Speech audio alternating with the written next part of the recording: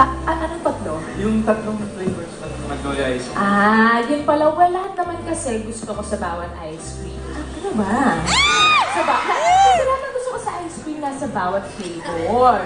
Yes! O yung isa, fun ang dating. Yung isa naman, classroom yan ang dating. Ano ba? Tapos, yung isa naman, sweet and romantic. Yan. Gusto ko. Pareho pala tayo ng gusto. Ano? Sa ano? Hindi kasi gusto ko sa'yo. Ano? Sa ice cream. Gusto ko sa ice cream. Ay, ganun ba? Oo. Ano? Sige na tayo? Ice cream? Oo. Pareho pa. Sige na tayo. Tara na, nag-iwapalit ka na! Tara na! Wala nang ice cream!